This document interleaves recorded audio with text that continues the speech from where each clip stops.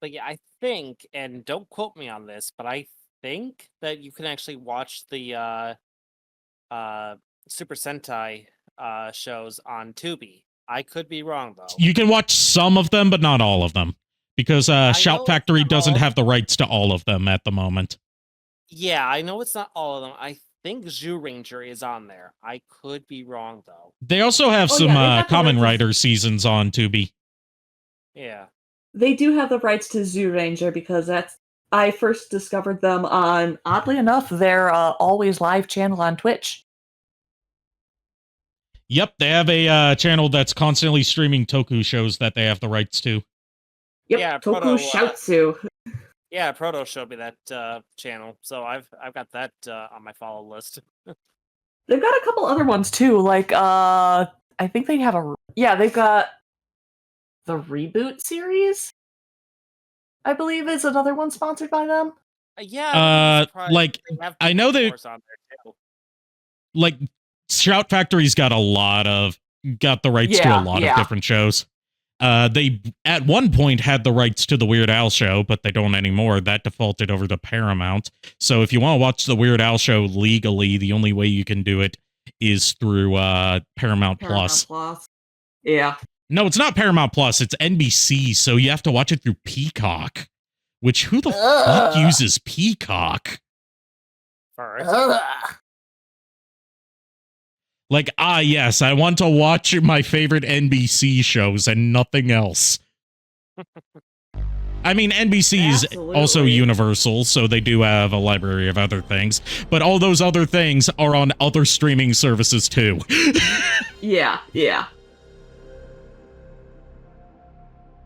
Like, if I wanted to watch anything from, like, NBC,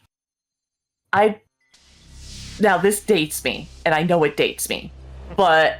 Oh yeah, Peacock had Twisted Metal on it. Also, High Shadow Dragon showed up for the beginning of Gex Enter the Gecko. There was a time frame for NBC where they were sharing with other Yeah, they had a lot of Nickelodeon shows on there on Peacock at the beginning. I remember Nickelodeon on CBS. I mean, just for Peacock, they had, like, before Paramount Plus launched, they had a lot of Nickelodeon's library on there. No, but, these are the damnedest character models I've seen all day. I've heard of looking like a potato, but this is literally potato face. Bleh. I give a little back.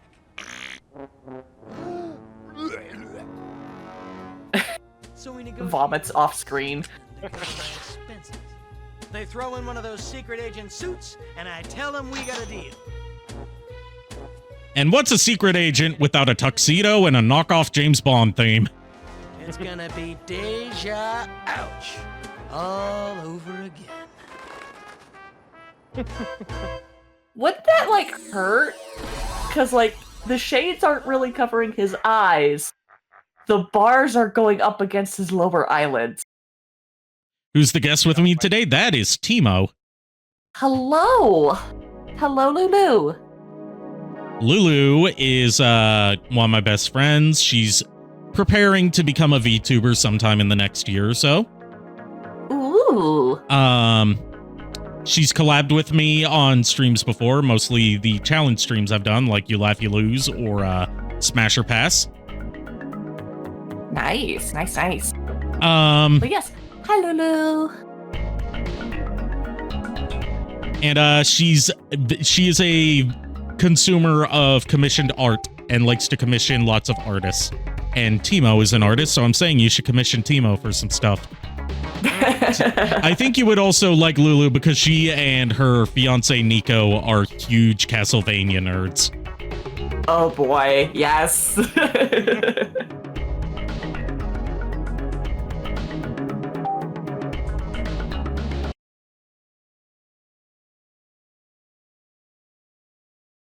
Sorry, I clicked out. What's your name again? Timo. Timo. Yes. Timo or Timoriel. Timoriel the Imp.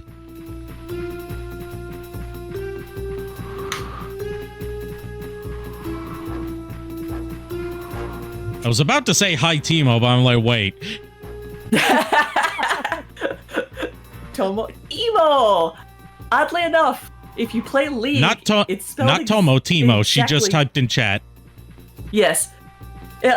For a lack of better description, the lovely fuzzy rodent from League of Legends shares my nickname. Except it's spelled differently. Yeah, I think it's like E-O-M-O or something like that. Yeah, it's 2 E's instead of an I. Pronounced I know this because I though. had an ex who played League of Legends, and I hated watching them play League of Legends because they got so fucking angry at everything. Oh, and my God. I do not tolerate people getting angry and shouting at stupid shit because it triggers my fight or flight response. No good. As someone who grew up in a household of people shouting at each other constantly. That's fair. Also, we got 2 worlds open to start with. Are we going to go to the horror level or the cartoon level?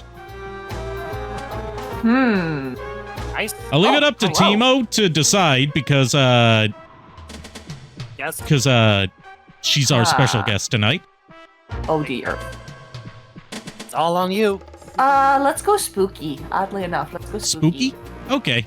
There's actually multiple horror levels, but they're spread out. This, it has more of a structure similar to Super Mario 64, where, like, your stars in this game are the red remotes, where you have to complete different objectives to get each one. Yeah. You know, the easiest one. Just get through the level. Yeah, the first level is called Smell Razor. Smell you later. Do you have a Twitter, Timo? Yes, I do. Hang on, I can go fetch that. I have a Twitter, but I don't use it anymore because Twitter is a cesspool of scum and villainy. I'm here for the real world interview. Oh God, the real world. That dates this game. There we are. I believe I also have a Blue Sky, and technically I've got an Instagram, but I haven't posted anything there. No haunting before 10 p.m. Aw, but what if I want to haunt at 9:59? Doesn't matter, that's still before 10 p.m.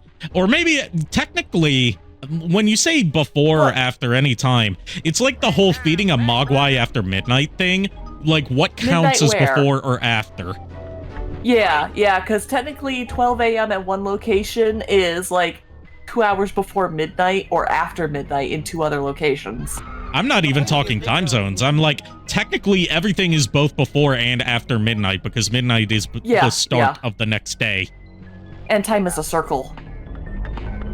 That's why clocks are round. Yes. It's like Caboose from Red vs. Blue said, time line? Time is not made out of lines. It is made out of circles. That is why clocks are round. No! Oh, God. Yes! Prove me wrong, then.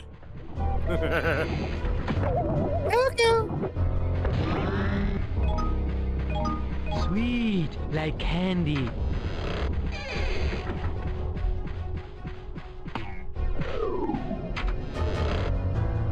So yeah, the second Gex game, as we're seeing, very much more Super Mario 64 inspired in its gameplay and level structure.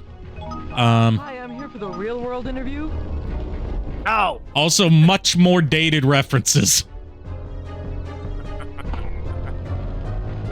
So we've got 3 remotes, 3 red remotes per stage, as well as 2 silver remotes for different sub-objectives. So that makes like 5 remotes per typical stage.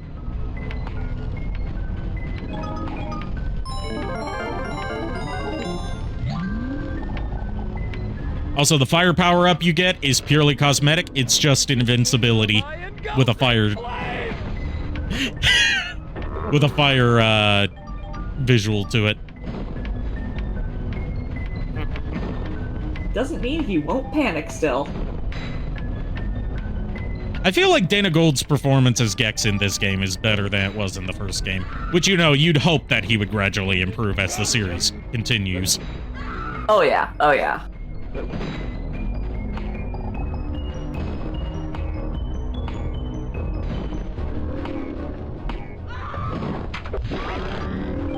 And also, it's fitting that we're doing some spoopy stuff in the lead up to Spooptober. Yeah. Even though it's just August. I don't care if Christmas stuff starts flooding the shelves in fucking September, then Halloween gets to start being celebrated a couple months early too. Yes. Yeah, like I've already had the bank tellers that I go to for my store say it's spooky season. And oddly enough, I'm here for it. I'm here for it because Halloween's one of my favorite days of the year. It's basically a national cosplay day. Yeah. Yep. And for some of us, it's the day we get to put on or take off our mask. Not put it on, take it off. Exactly.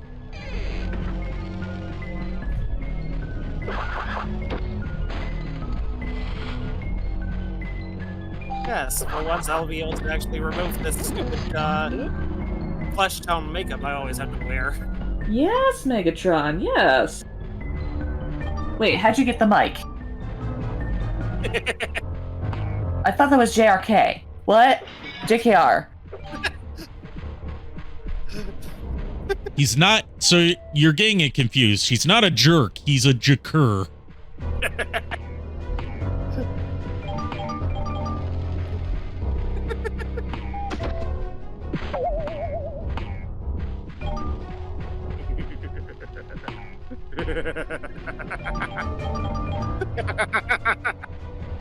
I love how you're just loving this.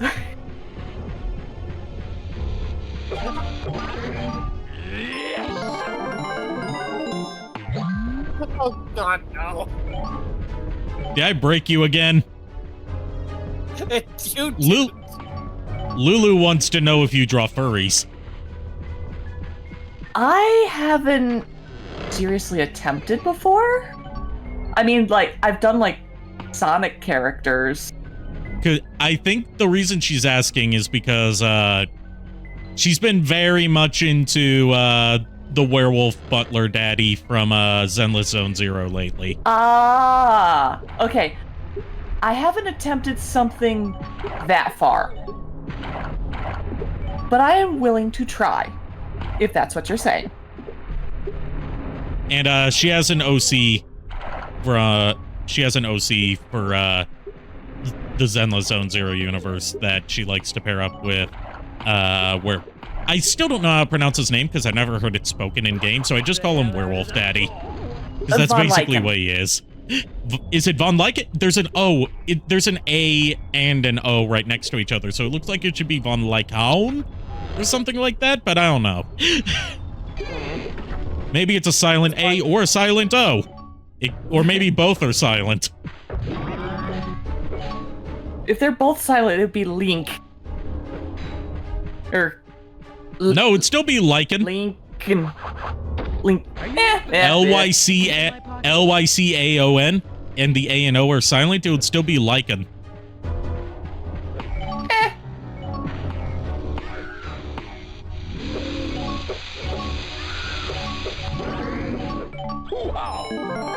Alright, I got the silver remote for collecting 50 of the final tier of collectibles, which... I like the way the tiered collectibles work in this game.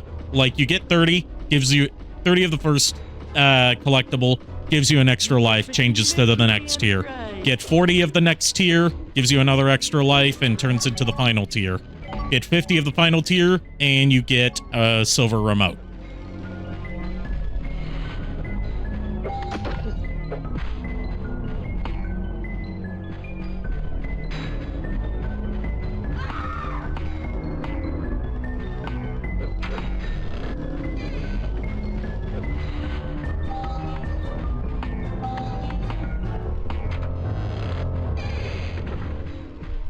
But yes, Ari, you're not the one who broke me.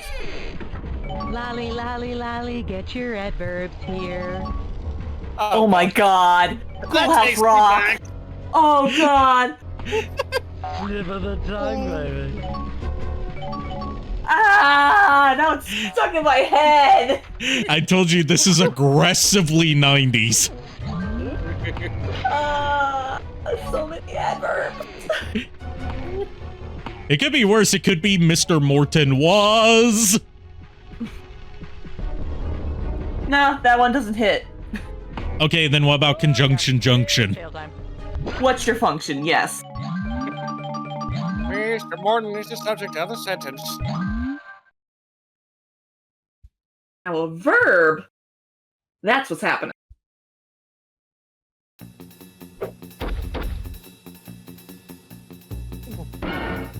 However, I must warn you. Do not make me unpack my adjectives.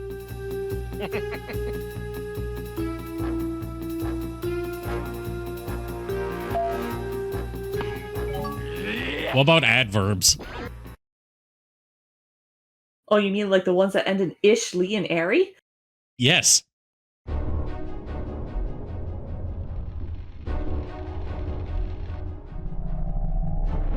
So this is Never Never Land. You'd never guess it from the outside. Gex, what does this have to do with Never Never Land? This is clearly not a Peter Pan-inspired level. Your references make no sense, sir. I have to criticize your humor. Because you are voiced by a professional comedian. One for me. One for me and one for me. You can't just say references disconnected to what's going on and expect people to laugh. Who do you think you are, Seltzer and Friedberg? The directors of Date Movie, Epic Movie, Disaster Movie, Meet the Spartans, Superfast, Vampires Suck, which, by the way, I find that, as a vampire, I find the title of the movie Vampires Suck and the overall stereotype that vampires suck blood very offensive. I will have you know that I do not suck. I scrape and lick. Oh, so you're a mlem? I scrape and lick. Oh, you don't mlem. I'm like, if as documented in the educational series The Grim Adventures of Billy and Mandy, Dracula and by extension vampires don't suck. They scrape and lick.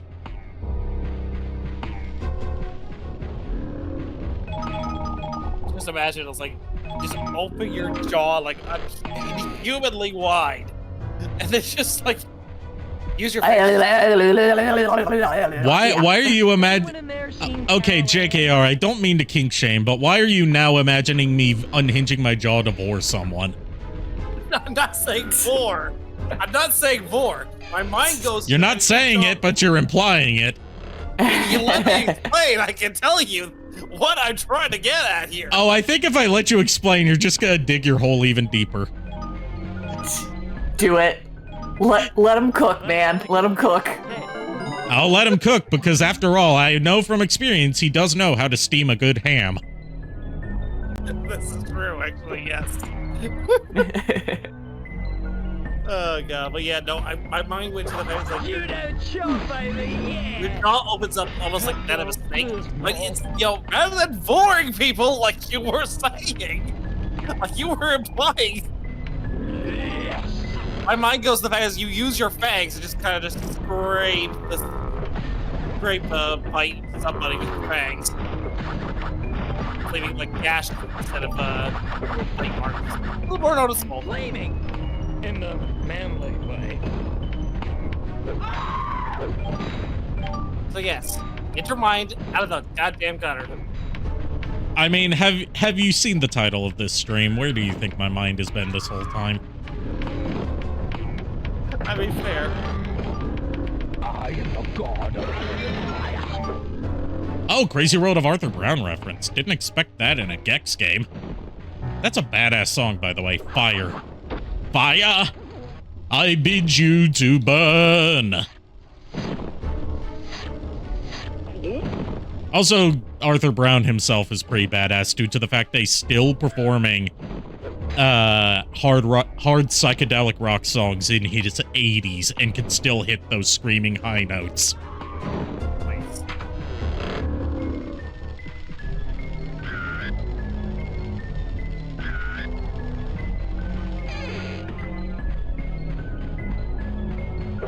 Gecko chop, baby, yeah!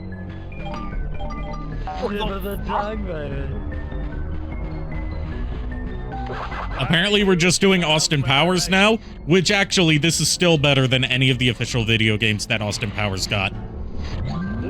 True. I didn't even know Austin Powers got video games. Yeah, 2 of them were for the Game Boy Color, and 1 of them was a pinball game for the PS1. Yep. And the Game Boy Color games are shit because they're the same game, just with different menus and 1 different mini game between them. It's tail time.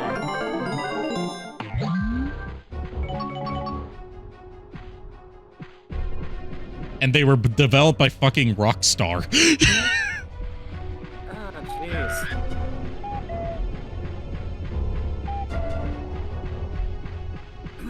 Night, baby. Yeah. Enough with the Austin Powers. That hasn't been relevant since, like, 98. Which is after this game's time, but still. Enough with the sauce.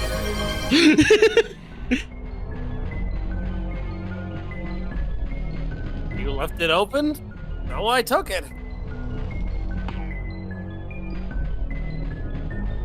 I can't wait until we get to Sly 3 and we actually get to the enough with the sauce line. I am most certainly not in the vicinity of Kansas anymore. Okay, was Boz. Yeah, right. Would that make you the Green Witch? Oh, wait.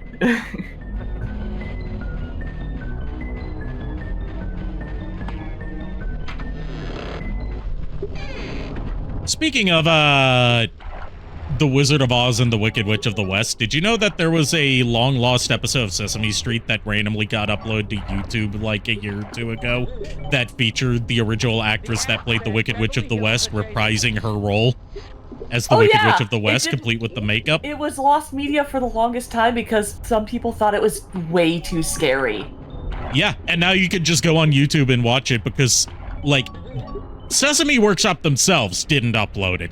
Just someone somehow got like an affiliate screener copy of it, complete with the countdown to broadcast in it. Nice. And just uploaded it to YouTube one day, completely anonymously. We don't know who did it or how they got it, but it's there now. 200 and the rest on account. It's one of 2 episodes of Sesame Street that are lost. The other one didn't even make it to broadcast, so we don't know how or if anyone will ever be able to recover it. The other one, the other lost episode the other episode that's lost, by the way, is called Snuffy's Parents Get a Divorce. Oh. And the reason it never made it to air is because it was supposed to teach children about divorce, but the effect that it had on their test audience was making the kids that watched it think that every time their parents fight, that means they're going to get divorced.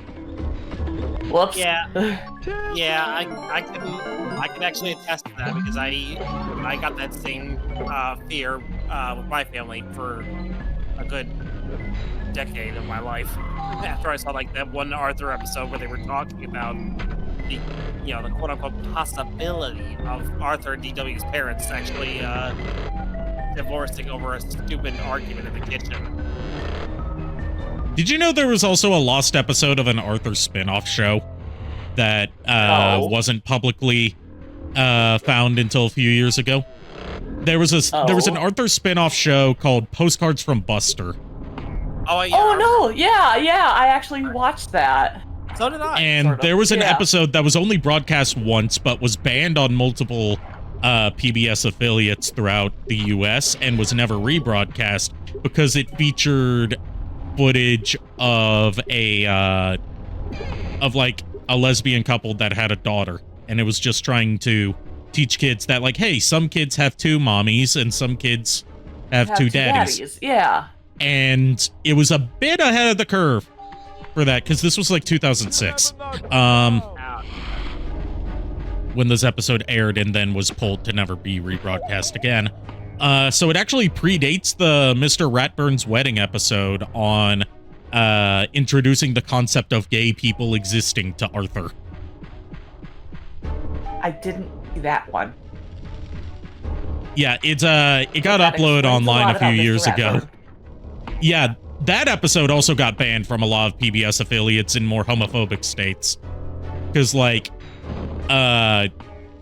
it's Mr. Ratburn. The plot is Mr. Ratburn says that he's getting married, and, like, the students try to stop it when they meet this woman that they think is Mr. Ratburn's bride. But then it turns out, no, that's his sister, and he's getting married to the man who runs the chocolate shop. I mean, in their defense, considering what their first thoughts about Mr. Ratburn was when they first got assigned to his class. Here's the messed up part. In Alabama. Yeah, Alabama banned that episode entirely. From what I heard, they didn't just ban the episode. They actually had the episode rewritten and everything. No, they didn't have it rewritten. They just didn't air it. You're dead. That's weird because I've heard rumors saying that like if it in today's age of like archival and ease of access to recording stuff, we would have video evidence of that having happened. Yeah, because it was like, because I've heard the whole like Sweet Home Alabama thing happening in that episode because of the rewrite. No, that's one of those lies that people spread, and then like people that don't watch the show anymore believe it because they can't be bothered to look it up themselves. I'm not singling you out. I'm singling out the people who still believe that decades-old rumor that they're going to change Cookie Monster into Veggie Monster and make him green instead of blue. Because that is a lie that has been going on for like 20 years that people still believe, when that can be disproven by just watching an episode of the show. Yeah, that's a rumor I had never even heard. I've never even heard that lie. Like the major one I remember specifically was the Sweet Home Alabama thing, because I just assumed, because I could have sworn I saw like evidence of it on social media, but then again, no. It could have easily been like a lie. Hoax, yeah. It was some sort of hoax, no doubt, because apparently, because I swear I saw like you know, something like that on the social media platforms and everything when that episode was airing. I mean, the most obvious answer to your conundrum here is that you stepped into an alternate universe. Because that's what the Mandela effect suggests, is that it's not just people having shit memories and memory being easy to manipulate and fool yourself into believing stuff that never existed. It must mean that alternate universe exists and you're in the wrong one. I hate the Mandela effect. So this is Never Neverland. You never guess like, it from the outside. Like I am open to the idea of alternate universes, but that's not how that fucking works. I mean, it did give us one of the best Halloween episodes of Angry Video Game Nerd post, you know, golden age of Angry Video Game Nerd, which was all about the Berenstain thing. Oh, yeah. Where it turns out that actually it was neither Berenstein nor Berenstain in the original universe and timeline that everything splintered off from. It was actually Bloodstain.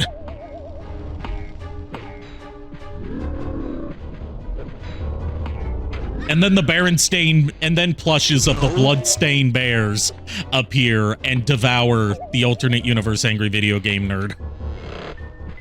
Well, we've met our panel. Whoa, panel.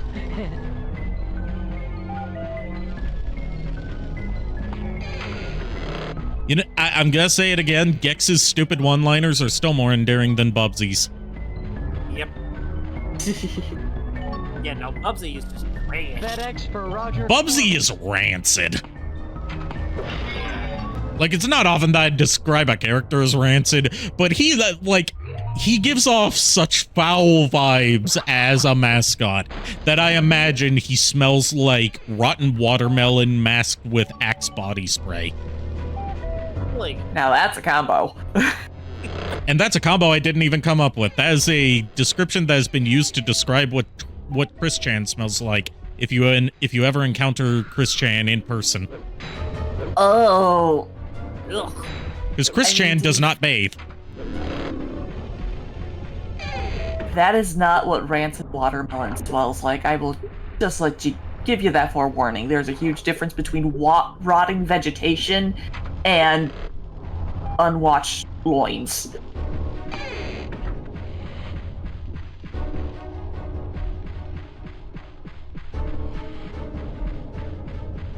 There's a very specific clientele that occasionally goes to my store.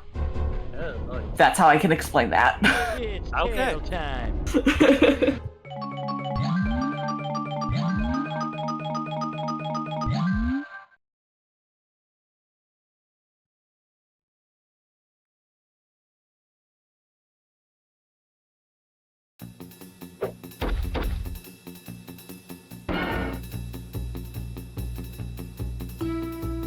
So, do we get the final red remote in Smellraiser, or do we move to the next Toon World?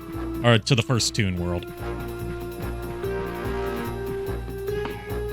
Personally, I say we just keep going. It's tail time. Alright, we have to ride the haunted elevator. The main thing is, I keep forgetting where the switch to ride the elevator is. Oh no, not the haunted elevator. It beats the Matterhorn. What are you gonna do? This is Hagen. I'm David Pumpkins, and I'm gonna scare the hell out of you.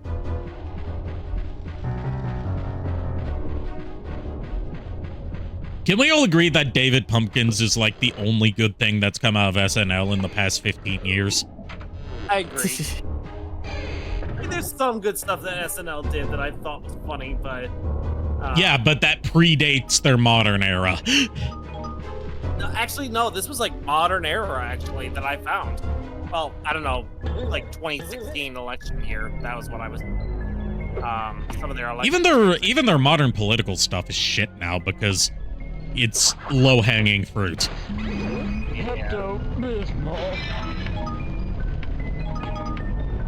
Also, the fact that they just stole an entire skit from Joel Haver and made it worse for their take on a skit about the Charmin bears. Oh yeah, that. They did it almost beat for beat from Joel Haver's Toilet Paper Bears video, except they made it offensively unfunny in the process. Yeah. Flame on! It's tail time.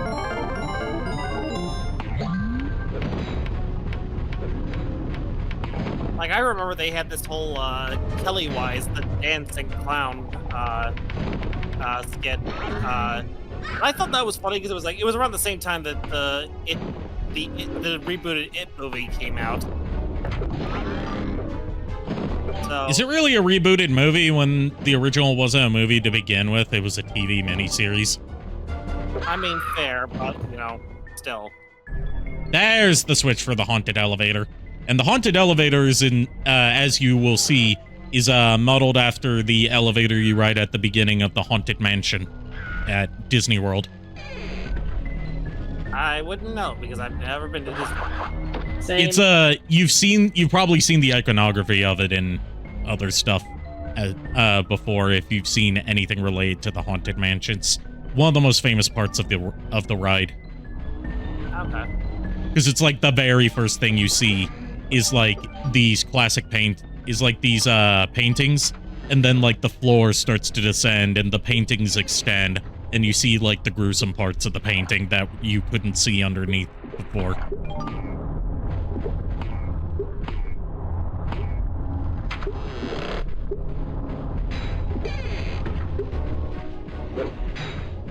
Like, the things that everyone remembers from the Haunted Mansion are the elevator at the beginning, Madame Leota, the Graveyard Quartet, and the Hatbox Ghost.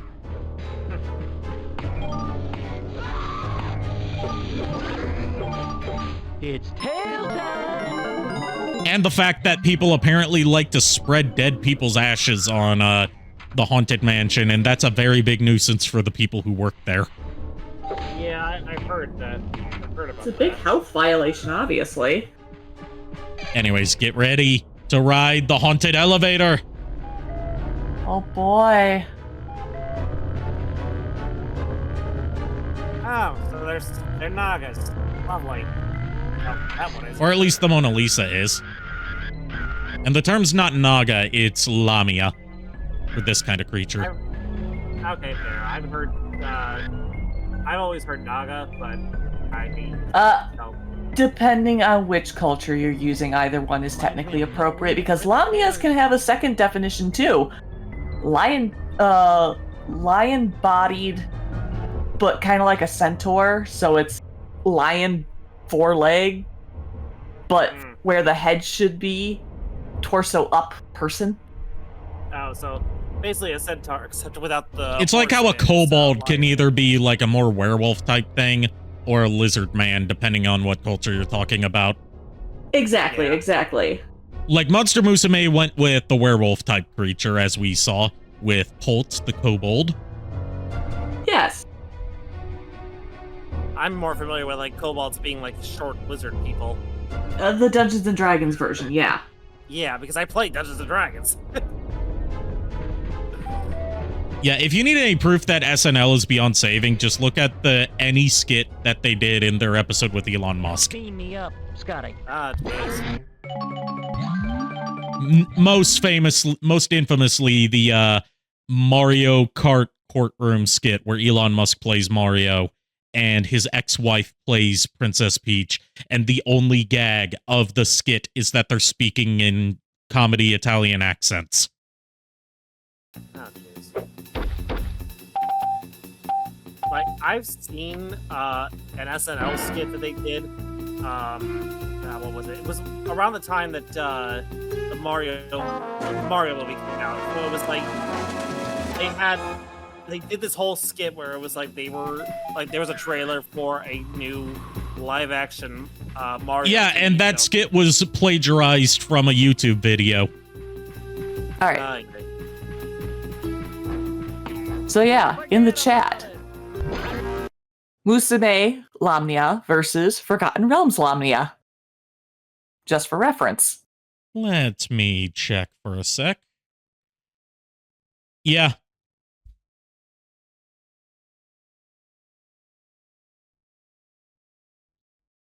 Also, can we talk about how Monster Musume gets creative with like subtypes of different monster species?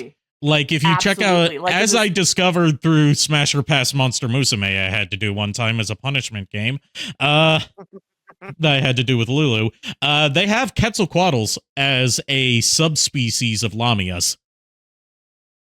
Yeah, makes sense. Where they're basically, they're Lamias with harpy wings.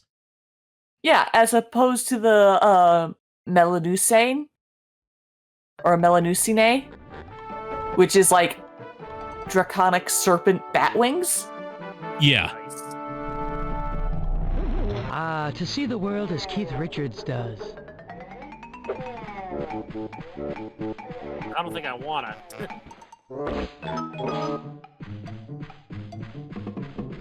But yeah, this is the Toon World. Fits the Toon stylings more than Gex 1's Toon World does, in my opinion. Now that's what I call getting some tail.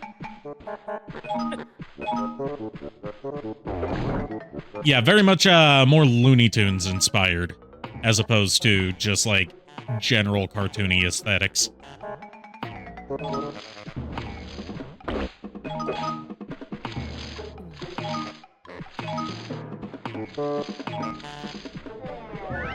Cut! Stunt Gecko! Cut! Stunt Gecko! Okay, you know how I said before that we need a death battle between Gex and Bubsy? And yes, I will hydrate. We also need a death battle between Gex and the Gecko.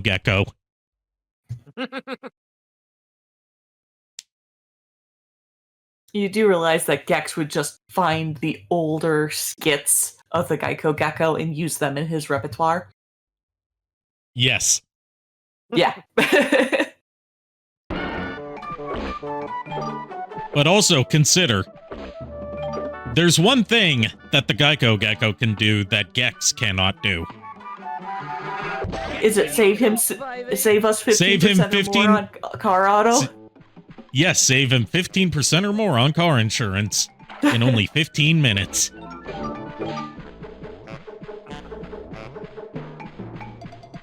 But that's not all. He can now bundle home and auto, saving you even more, if I recall correctly.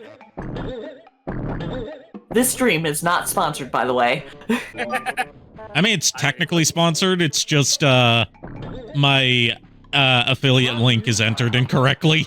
I'm technically an affiliate for Stone Age Gamer. Ah. And viewers like you. Thank you. But my affiliate link is broken, so clicking it will just take you to a 404 page. Whoops. That's the sweet stuff, darling. How many times do I have to tell you, Ari, fix that link? I'm not getting paid to fix stuff. If you fix it, you make more money. I barely get paid at all. I'm not getting paid until the 15th.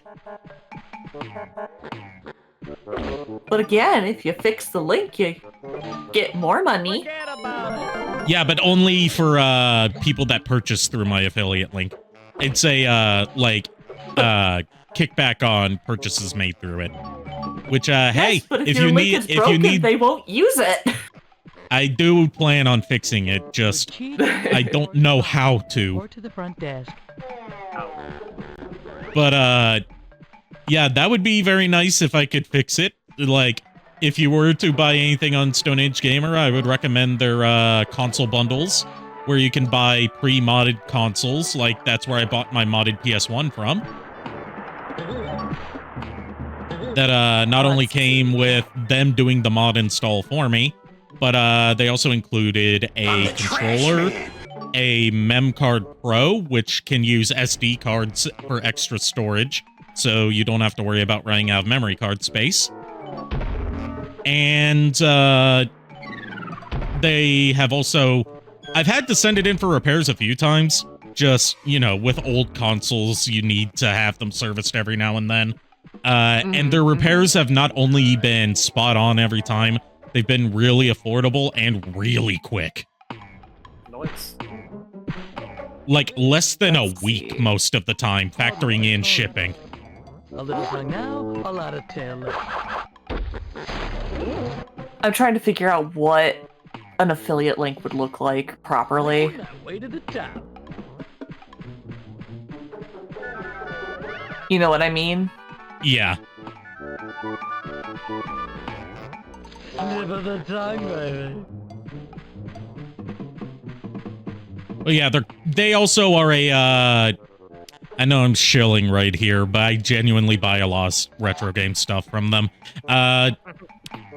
They're also a officially licensed retailer of EverDrive flash cartridges. So if you ever want to like get into retro game collecting for a cartridge-based system, but don't want to pay those ridiculous aftermarket prices caused by the post-COVID boom in retro game collecting, you can plop down like $200 for the higher end EverDrives, and then you just need like an SD card, and you can fit the entire game's library onto one cartridge.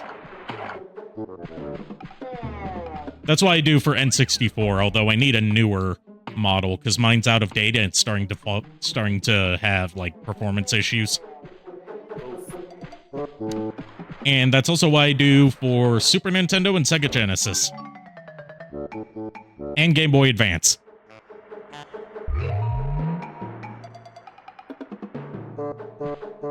It's like the song by convicted sex offender Jimmy Urine from Mindless Self-Indulgence through his side project, The Left Rights said, Super Nintendo, Sega Genesis, it's 16 motherfucking goddamn bits.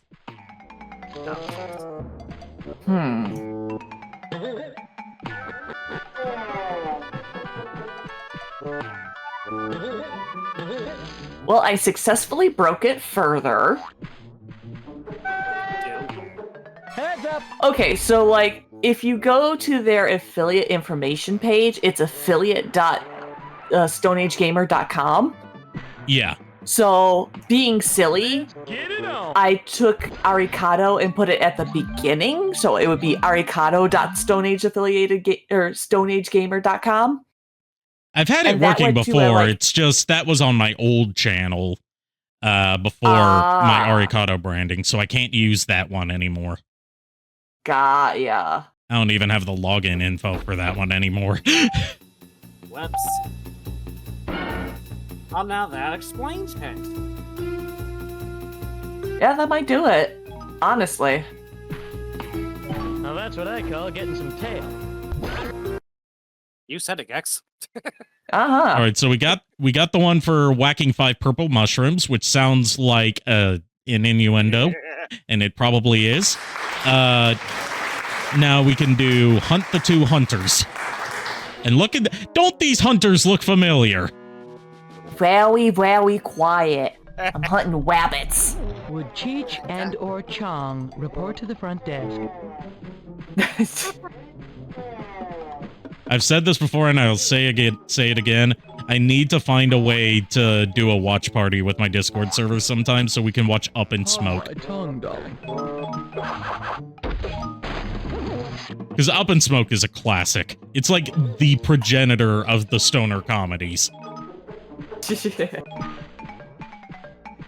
I mean, where else are you going to see a movie where 2 people go on a cross-country road trip while evading the police, driving a van made of weed? Yeah, that's quite the adventure, I'd say. Specifically, that in the movie, they call it fiber weed. It's like fiberglass, but you can smoke it. With the entire idea being that it's a way to smuggle it across the U.S.-Mexico border without it being detected by drug-sniffing dogs. Because even if they smell the weed, what are they gonna do? They can't find it in the car because it is the car. It's so stupid, it's brilliant.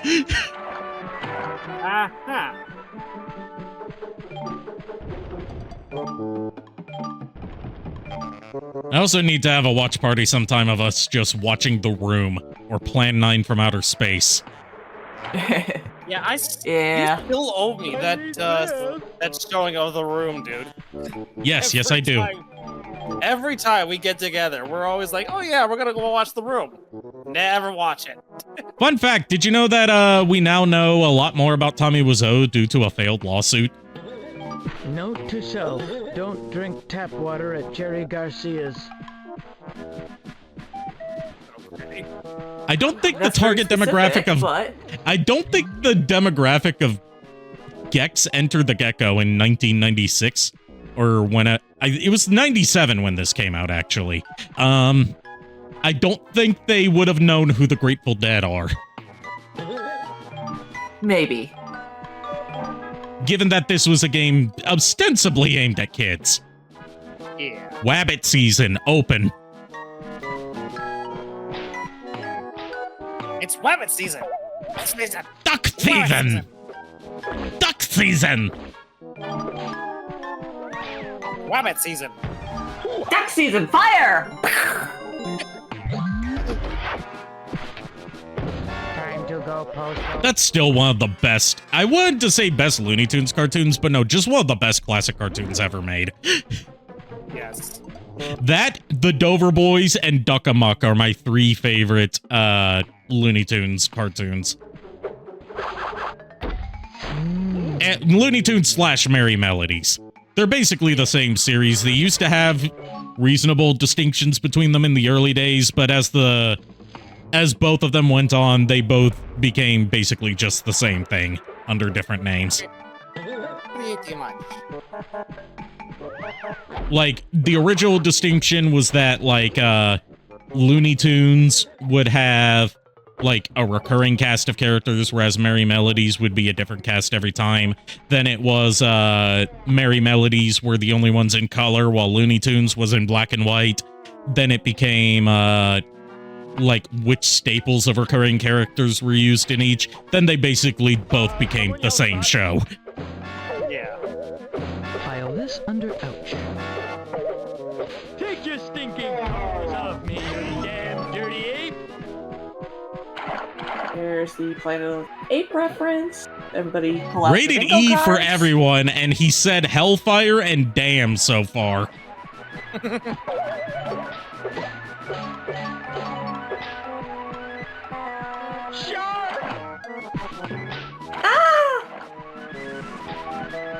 I can't. Now imagine dubbing that over with Gouda's Shack.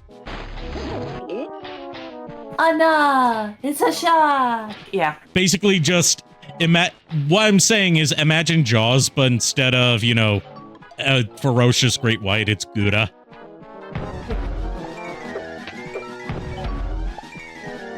And given that Gouda can't swim without floaties, like, the shark as a result is much less scary.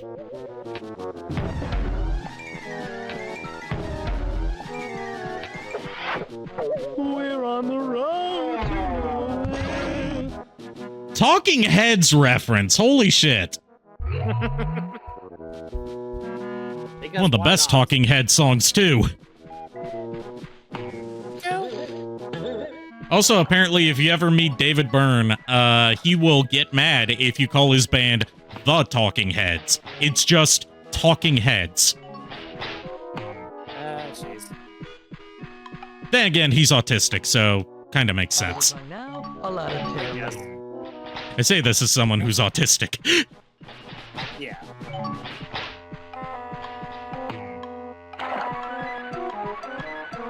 You may know David Byrne is the guy that keeps getting shot by a shotgun in my redeems. Oh, that's him? Yeah, lead singer of Talking Heads. Huh. Did not realize that. Again, I don't really follow Talking Heads too much. I mean, there hasn't been much to follow until, like, last year. Yeah, that guy. There hasn't been much to follow from them until last year because they hadn't been on speaking terms until last year. Oh, wow. Which, they finally put aside their differences to at least do some, like, press circuit stuff. They didn't go on tour together, but it was for a new 4K remaster of their famous concert film, Stop Making Sense.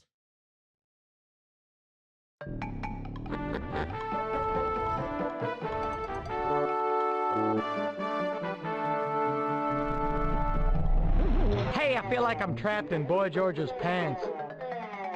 I do not want to know what that's supposed to look like, Gex. That's the second time I've heard Boy George today. No joke. Did you know that Boy George is bald now? Not surprising. And so is the guy from A Flock of Seagulls. You know, the guy most famous for his haircut is now bald. There was a brief period where he was starting to go bald, where he tried to, like, grow out his hair and style it to make it look like he wasn't going bald, and all it did was make him look like Meatloaf.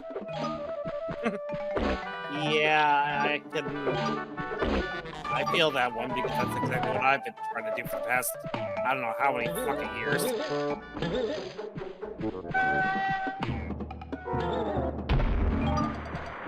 Shark!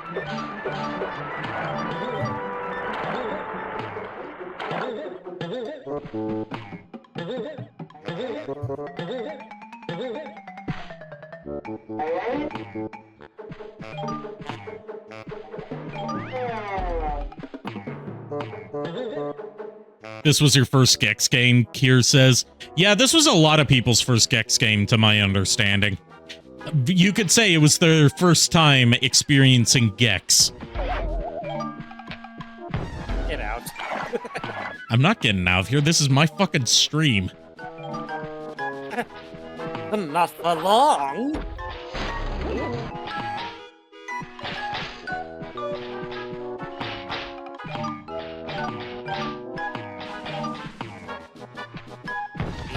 nothing fucking happens. It's like one of my favorite Ashens quotes says, if you keep that up, I'll not care and continue to not care until such a time as nothing happens.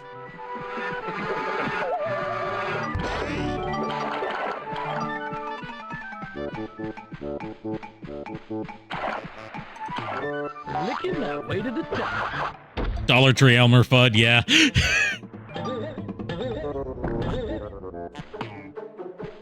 And in this section of the stage, we're going to see another one of the many adult references in this E-rated game that doesn't really fit with the Looney Tunes inspired setting, as we're about to see. Pimp strutting. Jeez. You know, for kids. Family picture.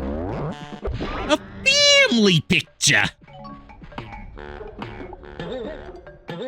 One of the only good post-revival Nostalgia Critic episodes, in my opinion. Partly because Son of the Mask is such a batshit insane film that gives him a lot to riff on. Descent with you in mind.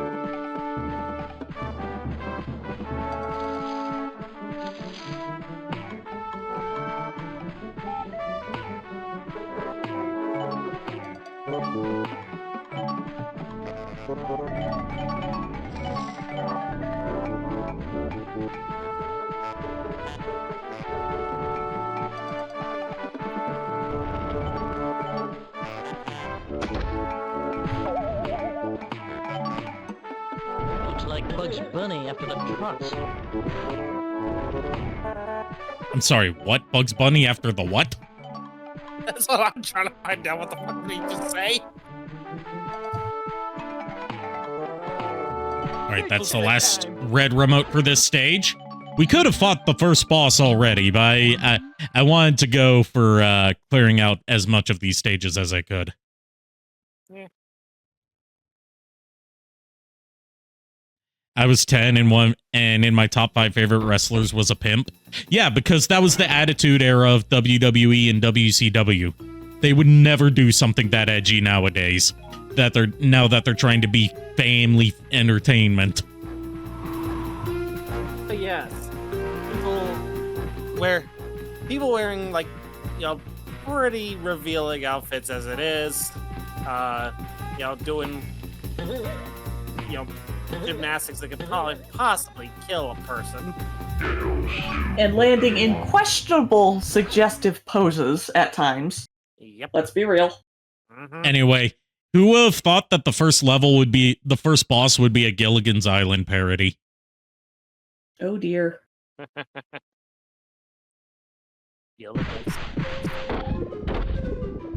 Oh boy, native stereotypes. Oh god, the Tiki Brothers. Bad juju. Oh boy, this is the 90s.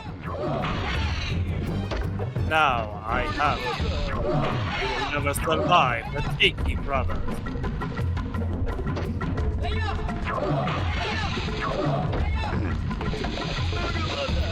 I don't know if it's just modern slang rotting my brain, but I can't hear their, like, incomprehensible gibberish without me thinking that they're saying AO. As in, like, they just heard something that piques their interest related to some sussy stuff.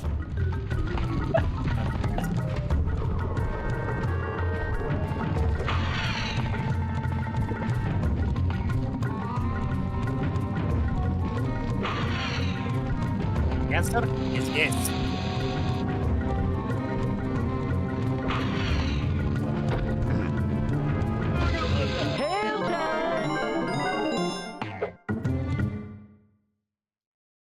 What did that have to do with Gilligan's Island? Nothing. Other than the costume. I've seen Gilligan's Island. I've watched that show. There's no fucking tiki things on that show. I remember anyway. No, it was a deserted island. Yeah. Also, you're right, Kier. That was just your average fight against Cortex as the first boss. I read that this is just the Cortex fight, the same way as like Patchy the pirate saying that was just a bunch of cheap walk cycles. He's not wrong. Nope. Okay, we got another horror level called Frankensteinfeld. We've got Central Circuit, which the level is called www.com.com. No, wait. www.com.com. www.com.com. Okay. www. And then we've got a kung fu stage called Mao Se Tung. Okay. That's not a tongue-in-cheek comment. Nope, not at all. I say Where you got that thought from? You know what I have to say? Surely not everyone was kung fu fighting. Not everyone was as fast as lightning? I mean, I understand not having expert timing, but still. Akira to white courtesy phone. Akira to white courtesy phone. Personally, I think that's a little bit frightening. Drunken Gecko 1 and 2. Also an Akira reference in Gex. That's a bit more highbrow than I was expecting. Yeah. My name is Kane. I seek water.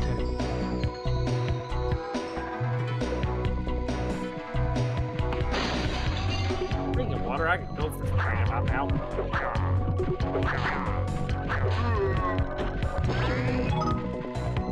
Oh, and the first collectible is takeout. Okay. Cute. Earn extra taekwondo in your spare time. Is that an N or a W? The resolution's so W. low. Earn extra taekwondo in your spare time. They're trying to say Taekwon. Lizards But, suck. yeah. Okay. Oh, okay, fine. As we've been over, vampires do not suck. We scrape and lick. Blah, blah, blah, blah.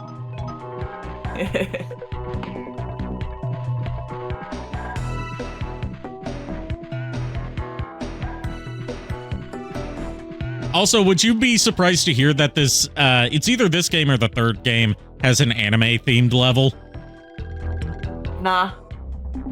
And that by anime, they mean giant robots. Ah, makes sense.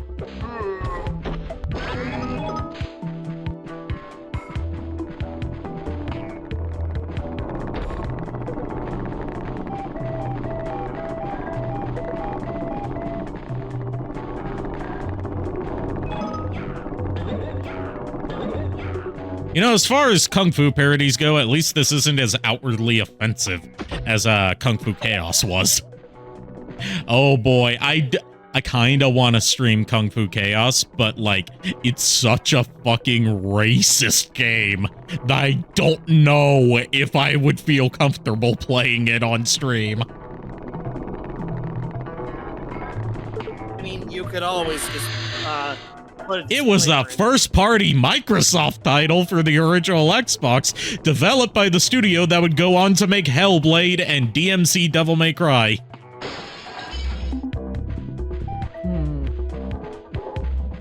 And it features such totally not racially insensitive characters as the director, Shao Ting.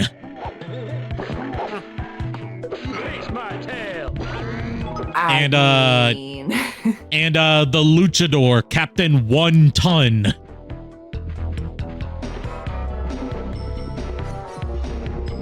And the underage but still sexualized girl Shui Tan Sour. I mean, hey, at least props for the creativity in making the racist puns. Like, not everyone could think of using those particular words, but still, shame. And of course, it's a bunch of white guys doing racist Chinese accents for a lot of the characters. Of course. And of course, the main theme is kung fu fighting. Oh, of course. Again. And of course, the main menu plays the theme from Enter the Dragon. Of course.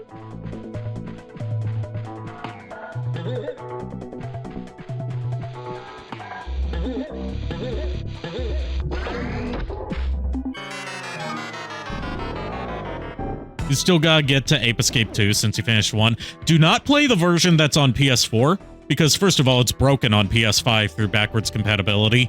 And second, on PS4, they put the European version in North American territories, so you don't get the surprising amount of 4Kids voice actors that were in the North American dub, and you also get worse performance due to it trying to run a 50 hertz game at 60 hertz and breaking the physics as a result.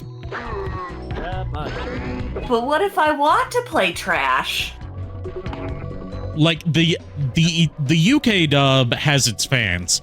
That I've known people who prefer the UK dubs of the Ape Escape games over the North American dubs, but in my opinion, as far as the Ape Escape dubs go, you cannot get a better voice for Natalie than the late Rachel Lillis.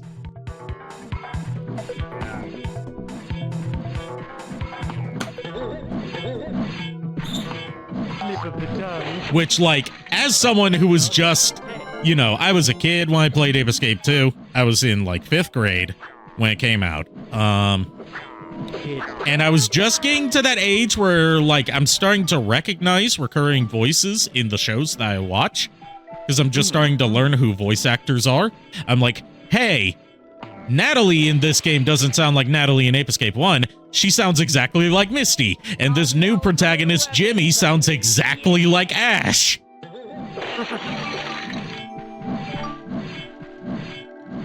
What I didn't put together was that Spectre in that game is voiced by Tristan from Yu-Gi-Oh! Oh, yeah. Because he uses a voice that sounds a bit closer to Kaiba, funnily enough, even though that's not the same voice actor. Not at all. And then you've got Steve Bloom voicing Yellow Monkey in Ape Escape 3. And Debbie Derryberry using her Zatch Bell voice for Pink Monkey. And an early appearance by Nolan North before he became so in demand that an Ape Escape game would never be able to afford him in their voice cast again.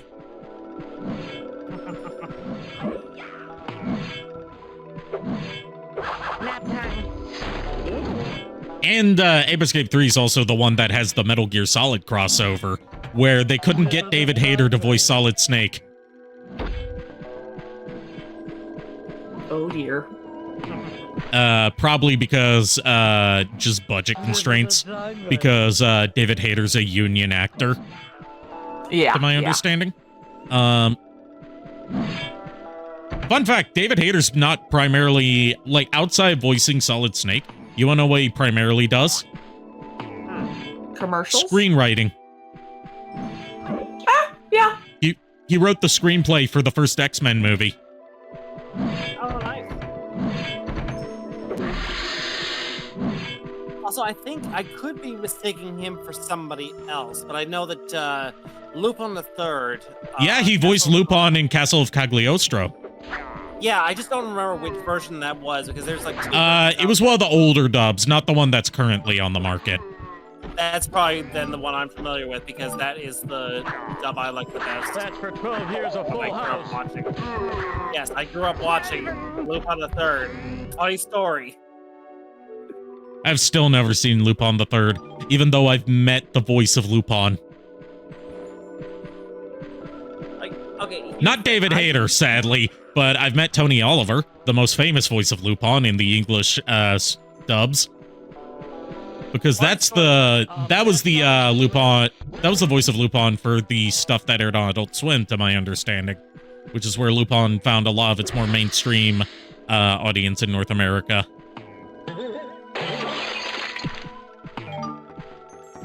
That was the Red Jacket era, I believe, that they aired on Adult Swim. Probably. Which, to my understanding, the Red Jacket era is the most famous era of Lupin the Third or something like that. It's the one that's on YouTube officially. Yeah. But yeah, I've met Tony Oliver. And of course, I didn't get his autograph for a Lupin the Third thing. I was the one person there who wanted him to sign a Bang Shishigami thing. Bang Shishigami! I would love to stay for the rest of stream. Unfortunately, I have work in the morning. Understandable. And it is midnight. I was gonna wrap things up soon anyway. Alrighty. But yeah, that being said, I will wish you guys and chat a lovely evening, morning. Time is subjective. And I will see you next time. Have a good one. Have a good night. Bye-bye. Also, time is just a scam by the clock industry. Time is warped. No, space is warped. Space is warped and time is bendable.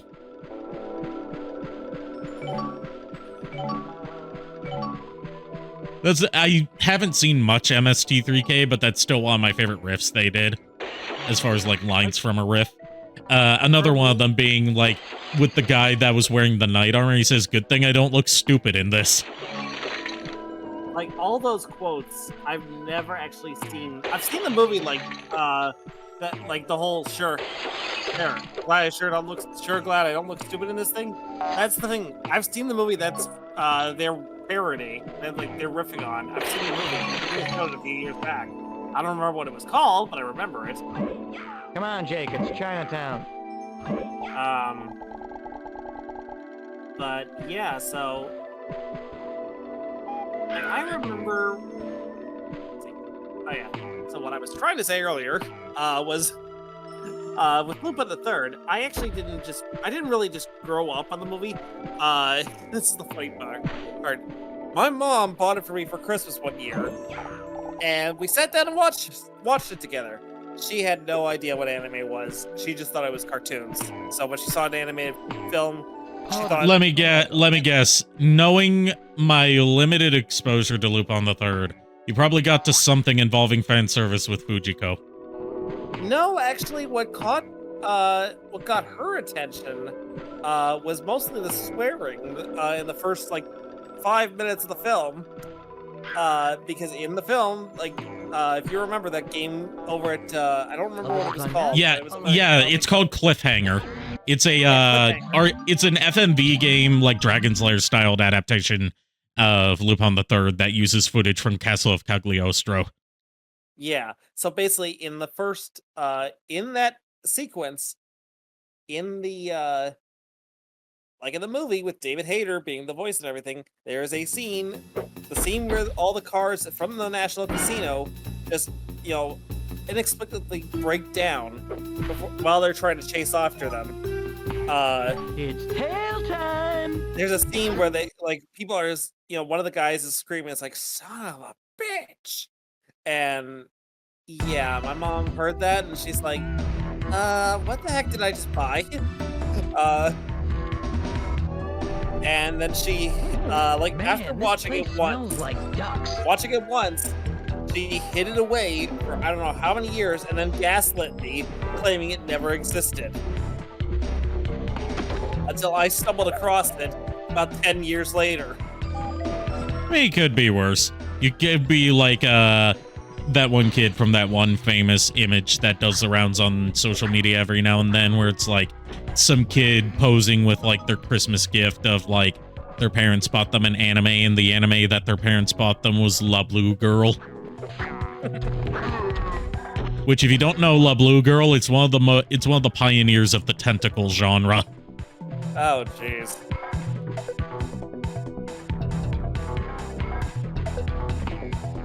Yeah, surprisingly enough, Castle of Cagliostro actually doesn't have any sort of like, you know, fan servicey scenes.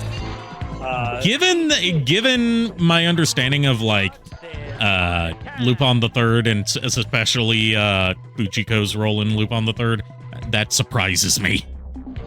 Yeah, I know. Like, you see cleavage and everything, but there's no like actual like you know, actual fan service in the two. It's just, you know, she wears like camo outfit most, like for like one scene she actually like rips off her outfit anime style and reveals that she's wearing like a camo suit underneath. I'll beat this level, but in an hour I'll be hungry for another. So is Gex aware that not only is he in the media dimension crossing between TV channels, so we know that, but does this also imply that he's aware that he is a fictional video game character? The ramifications of that line are immense. You don't match the carpet and you have to go.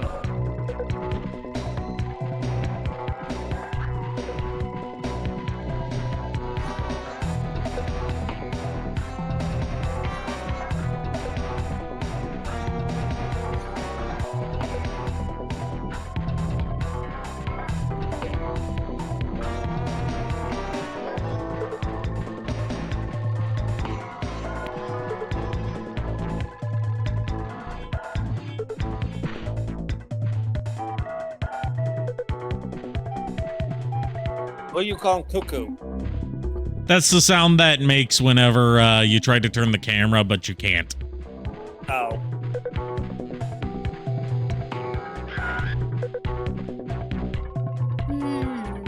Have a good night, Shadow Dragon. Later, Shadow Dragon.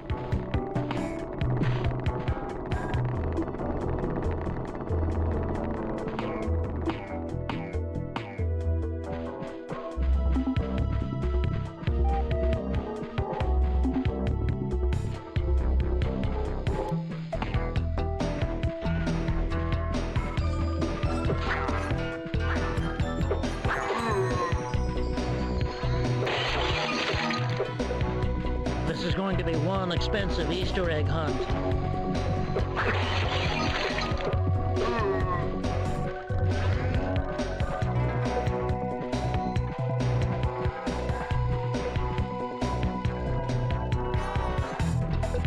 Oh yeah, it's tail time. All right. Do we get to defeat the dragon now? I still don't know my way through this level. I never played this far. I just know that our mission for this other remote is to defeat the dragon.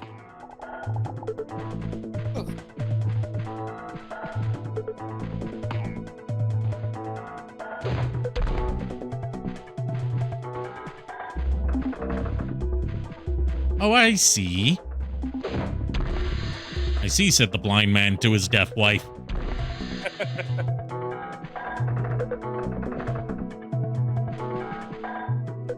Ah, yes, unlimited wanton destruction.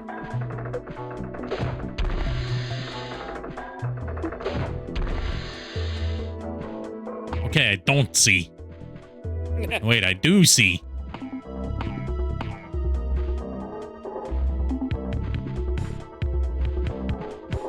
You don't match the carpet and you have to go.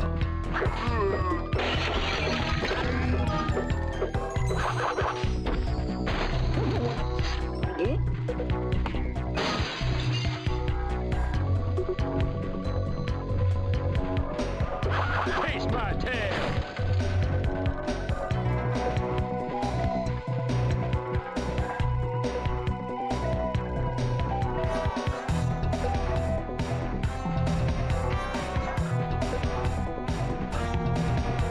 Ah, I see. We have to climb across there.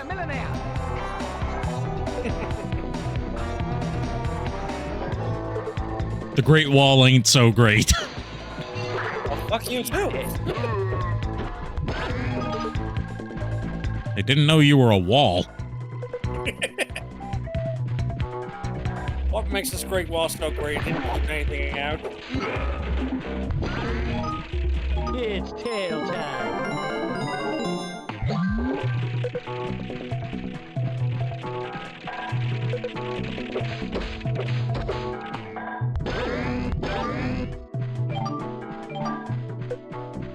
Okay, so it looks like this game's giving you more usage for the tail bounce move than the first game did. I'm glad to see that. You can use it as a little bit of a high jump, and you also use it for taking out some enemies that can't be taken out with a tail swipe. Licking my way to the top. So, Ari, are you licking your way to the top? I mean, I'm single right now, so no.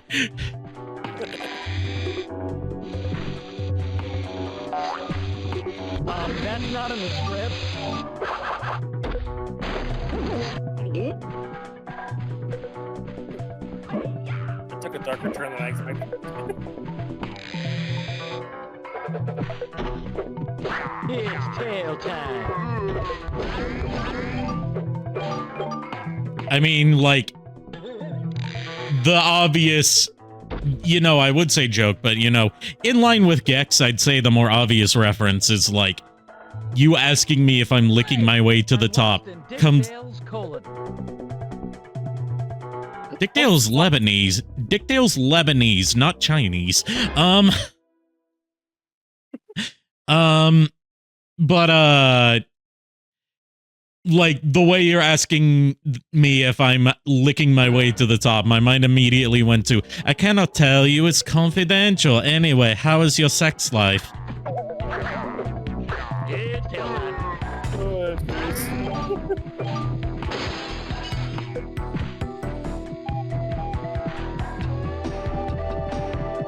Sayonara.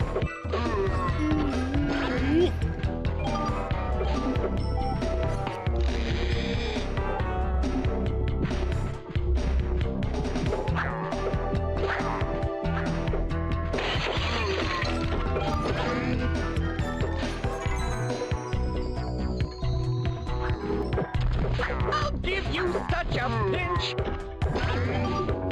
Oh, just a pinch, eh? You're nothing, see? You're nothing. Let's get it on. It's tail time.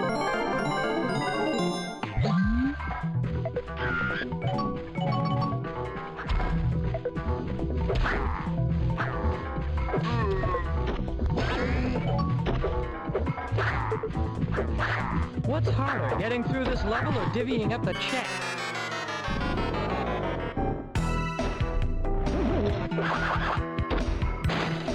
All right, so checkpoints are spread pretty far out. That's something I'm not exactly enjoying. Yeah. I'm looking for a man called Scaramanga. Scaramanga? Why are you referencing the man with the golden gun in the Kung Fu level, Gex? The man with the golden gun didn't take place anywhere near Hong Kong. Or did it? I can't remember. It's been forever since I've seen the man with the golden gun. Night, night, no cooking. I don't think it did. You already say it's bonded.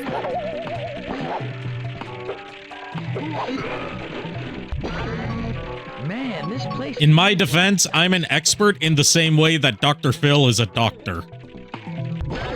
Okay, fair. is hell. And also the same damn way that Steve Harvey is a judge.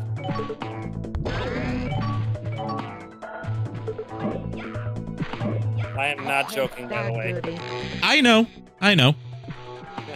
Slip of the tongue. Float like a butterfly, sting like a gecko.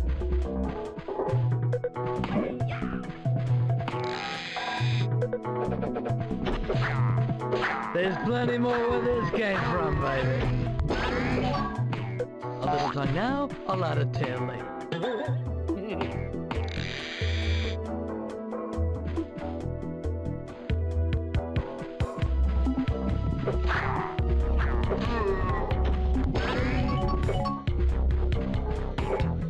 Hey, where's Tom Boo and the Geishas?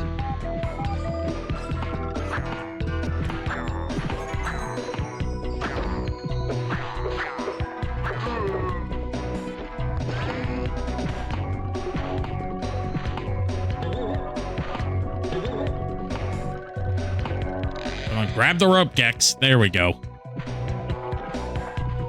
Take that.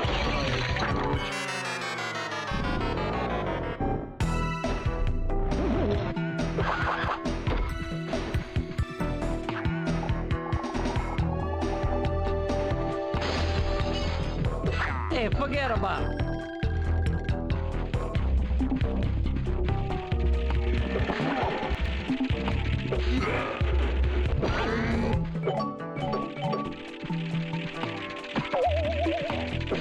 There's plenty more where this came from, baby.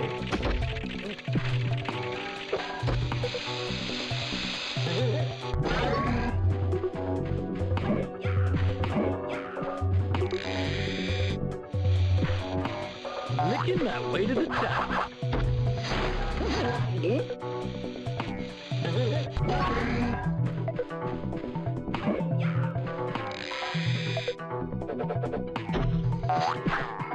Pardon my tongue, darling.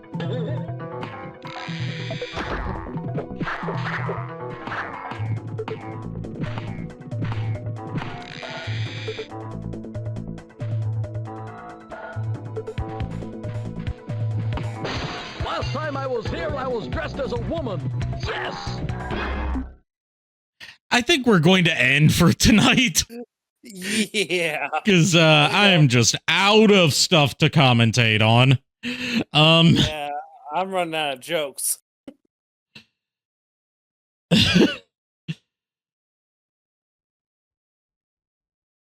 Just un momento, por favor.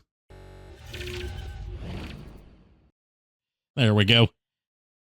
Thanks everyone for tuning in. I'll see you guys next time, and until then, unpleasant dreams.